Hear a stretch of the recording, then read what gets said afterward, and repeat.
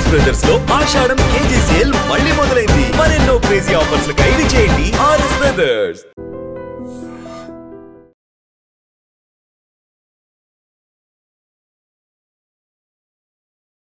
నమస్తే, welcome to I dream talking point with కవిత.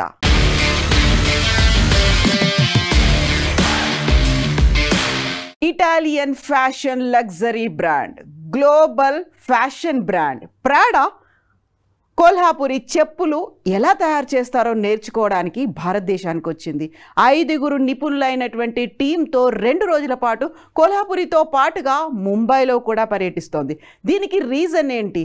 పెద్ద ఎత్తున సోషల్ మీడియాలో వెల్లువెత్తినటువంటి బ్యాక్లాష్, ట్రోళ్ళు ఈ నేపథ్యంలోనే ప్రాడాకి భారతదేశానికి రాక తప్పని పరిస్థితి ఏర్పడింది. దీనికి ప్రధాన కారణం SS26 A change of tone పేరుతో ఏర్పాటు చేసినటువంటి ఫ్యాషన్ వీక్లో ప్రాడా ప్రదర్శించినటువంటి ఈ చెప్పులే ప్రధానంగా ఇప్పుడు విమర్శలకు దారి చేస్తున్నాయి. యాక్చువల్గా ఈ చెప్పుల ఇన్స్పిరేషన్ని మేము కొల్హాపురి చెప్పుల నుంచి తీసుకున్నాము అనేటువంటి మాట ప్రాడా అనౌన్స్ చేసింది. అది కూడా సోషల్ మీడియాలో పెద్ద ఎత్తున వివాదం చెలరేగడంతో పాటుగా ప్రాడా కంపెనీ మీద కేసులు వేసేదాకా వెళ్లడంతో దిగిరాక తప్పని పరిస్థితి ఏర్పడింది.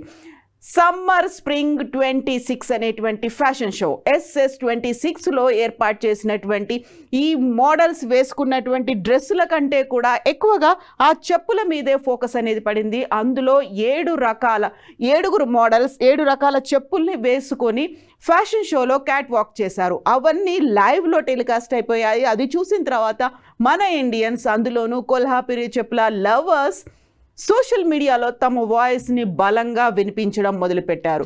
ప్రాడా ఏంటి కాపీ క్యాట్ లాగా వ్యవహరించింది అనేటువంటి మాట వినిపించింది. 1913లో ఇటలీలో ఏర్పాటైనటువంటి ప్రాడా కంపెనీకి 112 ఏళ్ల చరిత్ర ఉంది. చాలా కాస్ట్లీ లగ్జరీ బ్రాండ్స్ని ఇది అమ్ముతుంది అనేటువంటి ఒక మాట ప్రతి ఒక్కరు కూడా ప్రాడా వైపు చూస్తూ ఉంటారు. అయితే ప్రాడాని కూడా ఆకర్షించినటువంటి కొల్హాపురి చెప్పుల దగ్గర నుంచి డిజైన్ని తీసుకున్నారు తప్ప ఎక్కడా మెన్షన్ చేయలేదు. సోషల్ మీడియాలో అది పెద్ద ఎత్తున వివాదం చెలరేగడంతో ప్రాడా కంపెనీ రెస్పాండ్ అయింది. ఒక ఇన్స్పిరేషన్గా మాత్రమే తాము దీన్ని తీసుకున్నామని. యాక్చువల్గా కొల్హాపురి చెప్పులకు సంబంధించి జియోగ్రాఫికల్ ఇండికేషన్ ఉంది, భౌగోళిక గుర్తింపు అనేది ఉంది.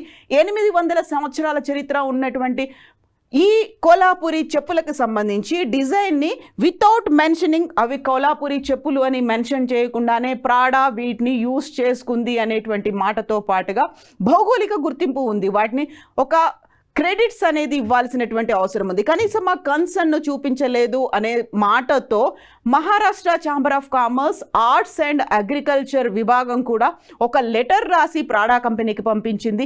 ఇంటర్నల్ సర్క్యులర్స్లో భాగంగా ప్రాడా కంపెనీ నుంచి మహారాష్ట్ర ఛాంబర్ ఆఫ్ కామర్స్కి ఒక లెటర్ అయితే వచ్చింది. ఎక్కడ అపాలజీ కానీ సారీ కానీ చెప్పలేదు.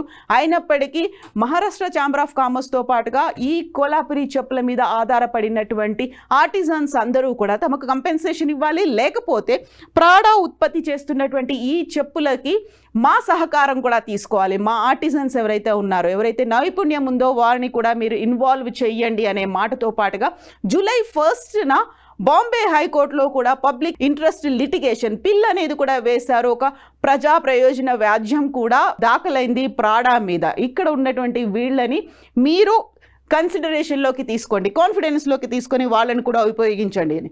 దానికి సంబంధించినటువంటి నెక్స్ట్ డెవలప్మెంట్, ప్రాడాకి చెందినటువంటి 5 సభ్యుల టీం ముంబైకి చేరుకుంది. కొల్హాపురిలో 2 రోజుల పాటు విజిట్ చేస్తోంది. అందులో భాగంగా అక్కడ ఉన్నటువంటి ఆర్టిజన్స్తో అలాగే చెప్పుల తయారీ కేంద్రాలని విజిట్ చేస్తున్నాడు. అక్కడ ఉన్నటువంటి నైపుణ్యం ఏంటి, వాళ్ళు ఎలా తయారు చేస్తారు, దానికి ఉన్నటువంటి గుర్తింపు ఏంటి, ఉన్నటువంటి టెక్నిక్స్ ఏంటి, వీటన్నిటిని స్వయంగా పరిశీలించడానికి ఆ టీం అయితే ఇక్కడికి చేరుకుంది. సో ఇక్కడ విజిట్ చేశారు. అక్కడ కొల్హాపురి చెప్పులకు సంబంధించి ఉన్నటువంటి ప్రయారిటీ ఏంటి, ఇంపార్టెన్స్ ఏంటి, వీటన్నిటి గురించి తెలుసుకోవడానికి 5 మెంబర్ టీం అయితే వచ్చింది. వాళ్ళకి సాదర స్వాగతం అయితే కొల్హాపురి చెప్పుల తయారీదారులు అయితే అక్కడ వారికి సాదర స్వాగతాన్ని పలికారు. అక్కడ చెప్పుల మేకర్స్ దగ్గరికి వాళ్ళు విజిట్ చేశారు. నిన్న ఈరోజు ముంబైతో పాటుగా కొల్హాపురిలో వాళ్ళు తిరుగుతున్నారు. 800 ఏళ్ల చరిత్ర ఉన్నటువంటి కొల్హాపురి చెప్పులకు సంబంధించి ఇలాంటి ఒక కాపీ క్యాట్ లాగా ఎందుకు ప్రాడా వ్యవహరించింది అనేది ఇప్పుడు ఒక అతిపెద్ద చర్చ. ఇప్పటికైతే ఒక అపాలజీ అనేది చెప్పలేదు. ఎట్ ద సేమ్ టైం మేము దాని నుంచి ఇన్స్పిరేషన్ మాత్రమే తీసుకున్నాము అనే మాట. బట్ కొల్హాపురి చెప్పులకి సంబంధించి ఒక అంతర్జాతీయ స్థాయిలో ఒక గుర్తింపు వచ్చింది అనుకున్నప్పటికీ కొల్హాపురి చెప్పులని మనం మహా అయితే 1000 రూపాయలు కొంటామేమో, అందులో కూడా చాలా బేరమాడి కొంటూ ఉంటాం. బట్ ప్రాడాకి సంబంధించి చూస్తే ఆల్మోస్ట్ ఆన్లైన్లో దాన్ని లక్షకు పైగానే అమ్ముతున్నారు అనేటువంటి ఒక వాదన ఉన్నప్పటికీ ప్రాడా మాత్రం ఒకటి చెప్పింది, మేము జస్ట్ వీటిని షోకేస్ చేసాం తప్ప వీటిని మేము అమ్మకానికి ఇంకా ఉంచలేదు, జస్ట్ ఒక ట్రయల్ మెథడ్లో మాత్రమే ఉంది, దీంతో మర్చెండైజింగ్ మేము ఇంకా స్టార్ట్ చేయలేదు, సేల్ కోసం అనేది మేము పెట్టలేదు అనే మాట చెప్పినప్పటికీ కూడా ముందుగానే మేము ఇలాంటి ఒక డిజైన్నే లేకుంటే చెప్పులను ఇన్స్పిరేషన్గా తీసుకున్నాము అనేటువంటి మాట ప్రాడా ఎందుకు చెప్పలేదు అనేది. Italian luxury brand, global fashion brand ఇలా కాపీ క్యాట్ లాగా ఎందుకు వ్యవహరించింది? మొత్తానికైతే అటు కోర్టు కేసులు కావచ్చు, ఇటు రాసినటువంటి లెటర్స్ కావచ్చు, ప్రాడా దిగిరాక తప్పని పరిస్థితి. బట్ ఇక్కడే ఇటలీలో తయారయ్యేటువంటి ఈ చెప్పులకి సంబంధించి ఇక్కడ ఉన్నటువంటి మేకర్స్ని కూడా ఇన్వాల్వ్ చేస్తారా, ఆర్టిజన్స్ని కూడా ఇన్వాల్వ్ చేస్తారా, వాళ్ళకి కంపెన్సేషన్ ఇస్తారా, లేకపోతే వాళ్ళని కూడా స్టేక్ హోల్డర్స్ చేస్తారా, వాళ్ళని కూడా భాగస్వాములు చేస్తారా? వీటన్నిటికీ సంబంధించి బోల్డని ఆన్సర్స్ అయితే ప్రాడా కంపెనీ యాజమాన్యం కావచ్చు, వాళ్ళ రిప్రజెంటేటివ్స్ అయితే చెప్పాలి. మొత్తానికైతే ఒక కాపీ క్యాట్ లాగా వ్యవహరించినటువంటి ప్రాడా ఇప్పుడు దిగిరాక తప్పని పరిస్థితి. యాక్చువల్గా ప్రాడా చేసినటువంటి ఈ ఎక్సర్సైజ్ కంప్లీట్గా ఈ ఎపిసోడ్ని చూసి మీరేమనుకుంటున్నారు? కామెంట్స్ రూపంలో తెలియజేయండి. నిజంగా ప్రస్తుతం ఉన్నటువంటి సమాజం దేనికి ప్రయారిటీ ఇస్తుంది? ఆర్థిక సంబంధాల చుట్టూ మాత్రమే తిరుగుతుంది. మళ్ళీ ఎన్నికలంగానే చాలా విరక్తి కలుగుతాను. మంచి అనిపిస్తుంది కదా, లేడీస్ కూడా ఛాలెంజింగ్ జాబ్స్ చేసినప్పుడు చాలా బాగుంటది. ఫుడ్ డెలివరీ ఇవ్వటానికి వెళ్ళినటువంటి డెలివరీ బాయ్ అనిల్ పై కళ్ళ ముందు పెళ్ళండి కొట్టి